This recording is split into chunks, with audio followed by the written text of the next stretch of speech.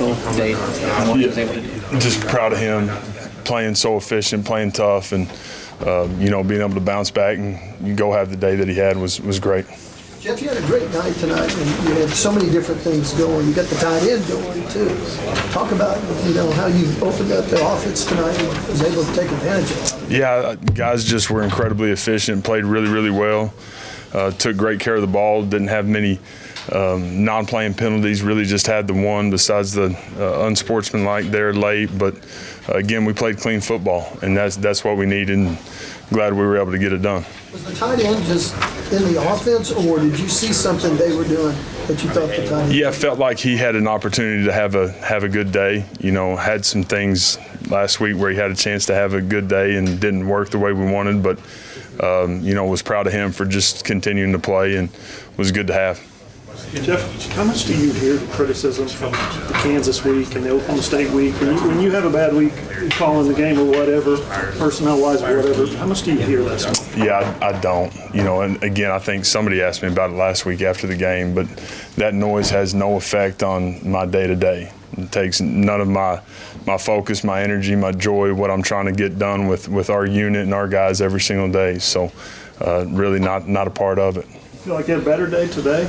Yeah, I felt like we were clean, we were efficient, and took care of the football and didn't have penalties. Gives you a chance to, do what you want to do. How much has Drake kind of just become a pillar in this offense? Yeah, he's played his butt off. It's just, again, it's a credit to who he is, his operation and how he goes about it every single day, and just so proud that, man, he has an opportunity to go play the way he played tonight, have the production that he has, and that's matching, his focus and his intensity and how he goes about it, which is fun. But as a play caller, feeling like I can lean on him. Yeah, he's going to make things right. Kevin's still a young running back in terms of reps and games played after last year, but it seems like he's really growing with confidence and running really well. He had 3 runs, at least 24 yards tonight. Yeah. Tell me about just how he's grown in that process and where he's at right now. Yeah, he's hitting his stride. He's played well, the last few weeks, which has been really good for him and for us being able to go run the football. Going to need him again as we go on the road next week, but proud of him just, man, staying the course and trusting himself, being who he is, but getting into really good shape, football playing shape, game shape, which is taking some time with his injuries early, but again, proud of how he's played. How is the running element that Dylan's given you the last couple of weeks kind of open things up as a play caller for you? Yeah, he's done a nice job when we've needed him to, and he's done a nice job in the pocket when he's needed to get out and make a couple plays or get the ball out of his hand and not take early down sacks, negatives, things like that. So he's done a really good job when he's needed to with his feet. Was his running available last week? Yeah. Is that something you'd rather take out of the game plan? No, he was. There was no issues with him. There was a lot of talk this week about how this team was going to respond, especially the offense. I mean, how do you feel? What does this say about your group to come out and perform the way they did after the last 2 weeks? Again, for our guys, it was not to overcomplicate things. Yeah. Take care of the football and don't have non-playing penalties.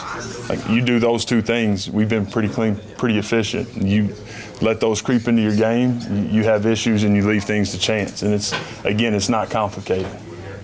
Jeff, you said you don't take things personal. Sometimes younger guys do. Were you pleased for Dylan to be able to respond the way he did specifically to the last 2 weeks? Yeah, I'm just pleased that he's been able to continue to me, get better every single week, and it hadn't always been perfect on game day, but again, today played his butt off, was an incredible leader with his toughness and his attitude in the building all week, which, needed that and knew he would be, but at the same time going through it and then him being able to play the way he played tonight, to me, is a credit to the week that he had. Awesome. You found him on the field eventually after the game. Yeah. Had a nice moment with him. What was your message? Just proud of him, man, happy for him. And again, just as you get on the back end of this season, right, and there's this ending stretch, we've got so much history together. You want so much for him to be able to finish the way we need to go finish, 1 week at a time, and getting it done the way we know we have the ability to.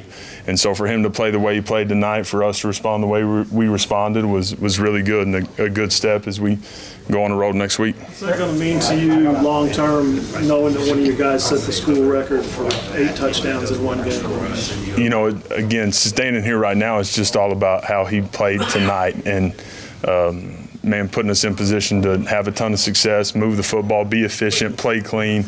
That to me is what it's all about as we get ready to try to go get another one next weekend. Kind of an underrated part of tonight is, in my opinion, was the play of Jake Sexton filling in for Tyler Guy. Can you talk about how he played?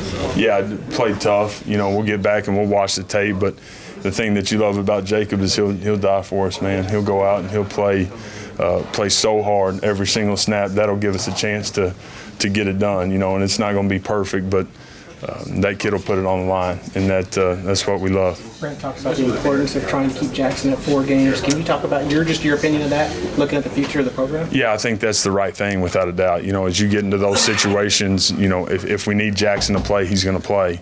Whether it's a situational call or whether it's a situation where we need him on the field long term. But you don't want to be in a situation where we were at tonight and that be the reason that he, does not have the year.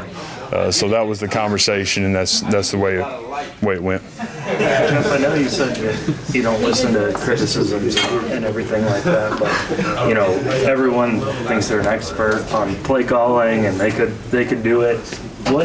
Just give us a look at kind of what the job sort of entails, and do you ever just wish anyone could see what it's kind of actually like during a game? No, I'm pretty thankful to be doing what I'm doing. I think perspective is very real. I feel like I've got a good one from the standpoint of loving what I do every single day, getting to chase it with my guys every single day and this staff. So, all I'm trying to do is find ways to be +1 at the end of the day, put our guys in positions of success, and focus on that. You said you don't listen to the criticism. Neil Brown actually gave you a big compliment tonight. Said you're one of the best offensive play callers in college football. Do you listen to the praise as well? And does that mean anything to you? I wouldn't have seen it if you wouldn't have said it. So, but I got a ton of respect for him and what he's done, who he is, and he's done a great job everywhere he's been, and he's got a tough football team right now. Thanks, Jeff. Appreciate it. Jeff.